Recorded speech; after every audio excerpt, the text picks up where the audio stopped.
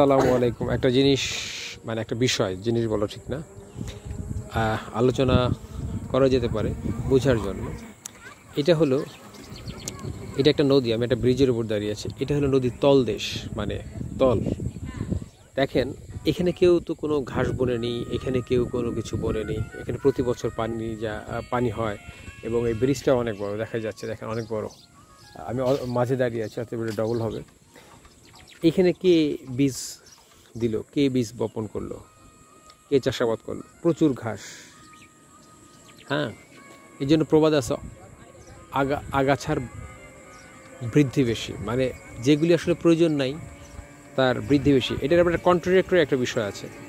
এটার প্রয়োজন নাই এটা বা প্রয়োজন আছে কিনা এটা বোঝার ক্ষমতা হয়তো মানুষের নেই, সৃষ্টিকর্তাই জানে। দেখেন কিভাবে এর তলানিটা একদম দুর্বায় ভরে দিয়েছে, প্রচুর দুর্বাঘাস, এবং ভরে গেছে। কিছুদিন পরে এই যে বর্ষাকাল আসতেছে বা যেভাবে বৃষ্টি হচ্ছে, এটা ভরে যাবে, আবার এরা মরে যাবে, আবার একটা সময় শুধু কাদা কাদা থাকবে, আবার এর জন্ম হবে। এর পেছনের যে ইতিহাস সেটা হয়তো বিজ্ঞান বলতে পারবে যদি তারা গবেষণা করে থাকে। কিন্তু দেখেন, সৃষ্টিকর্তা হয়তো গবাদি পশুর জন্য এটা তৈরি করেছে, যে যারা খাবে বা পরিবেশ রক্ষার্থে বা মাটিকে ধরে রাখতে, যে কোনো একটা কারণ আছে। কিন্তু আমার কথা, কেউ নেই দেখাশোনা করার। আমরা মনে করি যে আমি না থাকলে এটা হবে না, ওইটা হবে না। কিন্তু দেখেন সৃষ্টিকর্তার কি অপার মহিমা। নদীর তলদেশ, যেখানে কোনো বীজ বোনা হয়নি, কিন্তু ভরে দিয়েছে দুর্বাঘাসে।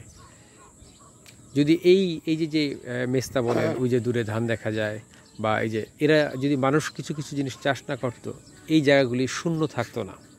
আগাছা হোক আর অগাছা হোক, ভরে যেত।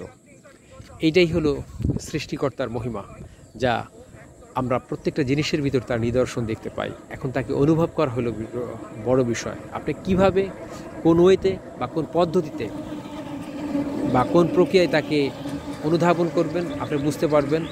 বা আপনার হৃদয় কতটুক, হৃদয় বলতে যদিও কিছু নাই, আপনার মস্তিষ্কর ভাবনা ক্ষমতা কতটুক, তার উপর ডিপেন্ড করে। এবং কি দেখেন, এই যে একটু পানি, এই পানির ভিতরেও কিন্তু ঘাস জন্মেছে, যুদ্ধ করে বেঁচে আছে। সব জায়গায় সৃষ্টিকর্তার নিদর্শন দেখা যায়। এই রহস্যই অপার মহিমা শুধু তিনি জানেন, সব কিছু তার।